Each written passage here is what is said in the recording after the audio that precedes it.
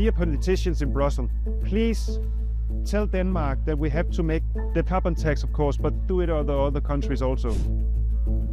La planète étouffe, les catastrophes climatiques se font toujours plus dévastatrices et la lutte contre l'effet de serre est un impératif pour l'Europe. Mais les moyens d'y parvenir sont loin de faire consensus, surtout lorsqu'il s'agit du secteur agricole.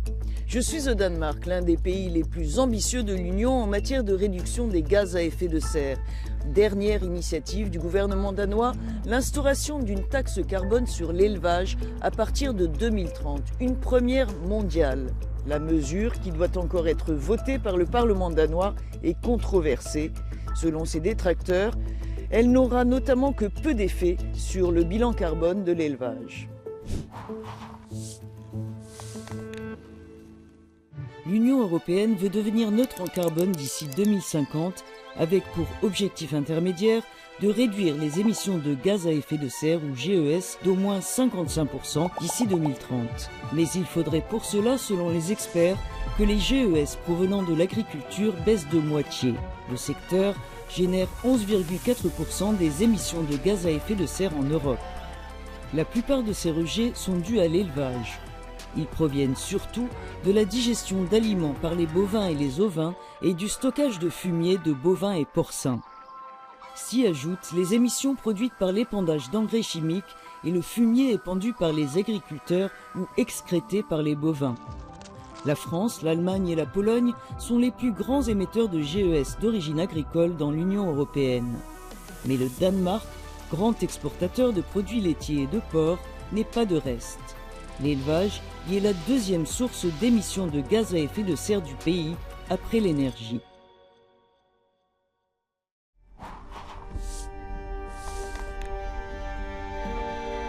L'agriculture occupe plus de la moitié du territoire du Danemark, une surface presque entièrement consacrée à l'élevage.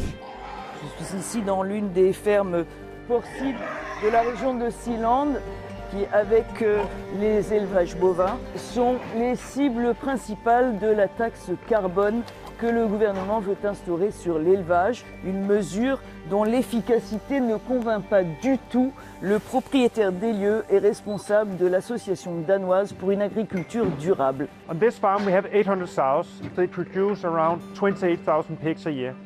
I sell the pigs when they are 30 kilos to Germany and Poland and other countries because I get the best price on that market. I can say we use the best technology to keep the pollution as low as possible. These pigs are 3 weeks old. The crate here in here is very clean all the time because the floor is open. So the poo-poo, it goes down to the floor. And under the floor we have a technology with some pipes. They cool the manure all the time. And it makes some energy, so we use the energy from cooling the manure to heat up the house for the small piglets, which is a really good idea and good for environment. We don't have this pollution of the air, so we don't have the steam, the damp of the nitrogen going to the system, to the ventilation we have up here and out in the air. Here we have the manure tanks. This one, we just got a new top on, so we don't get any pollution to the air. There's also a lot of gas from methane and going up, so this is stopping that. And the other tank, we have to change the top because it was old.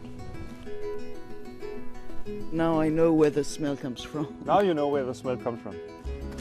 We use the manure from the pigs in the fields, so also there it's going around in the system. And we also have a plan of taking the manure to a place where they can make energy out of it. 40% of all the gas in Denmark is from biogas, which means that we take the manure from the cows and the pigs and put them to a factory, so they put out to the consumers, to the citizens. Selon l'agriculteur, l'introduction de la nouvelle taxe sera contre-productive.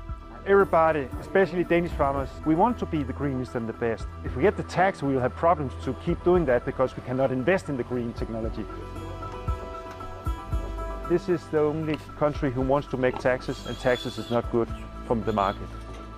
If we get a carbon tax, I'm not going to be competitive to the other countries, so I'm going to stop having my sows.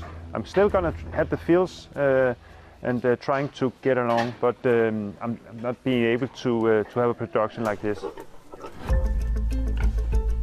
Do you have one question to ask to Brussels? Yeah. Dear politicians in Brussels, please tell Denmark that we have to make the carbon tax, of course, but do it on the other countries also. All the countries in the world would be best, but at least in Europe that we could do it at the same time. It's not good for one small country who is really dependent of the competition.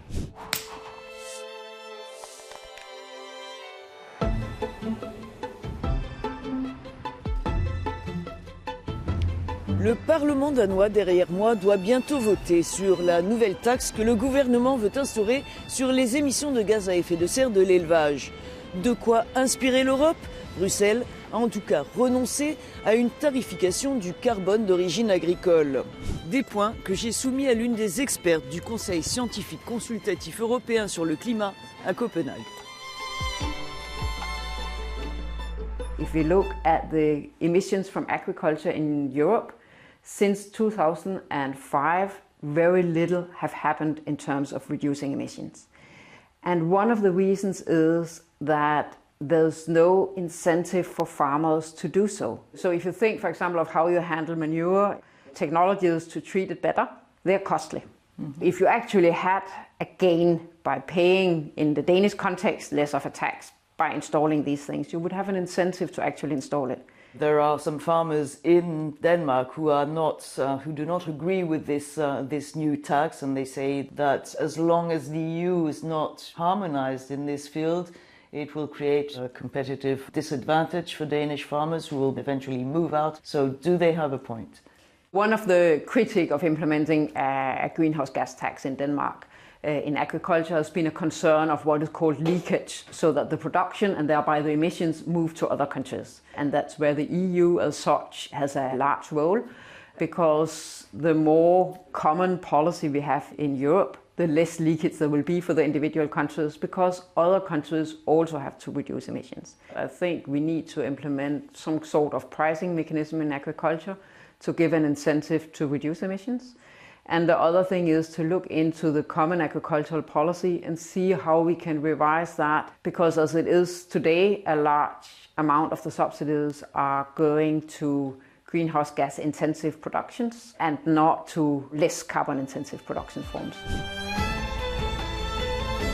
Sous pression des agriculteurs, l'exécutif européen a en tout cas renoncé cette année à intégrer des mesures spécifiques à l'agriculture dans ses objectifs climatiques pour 2040.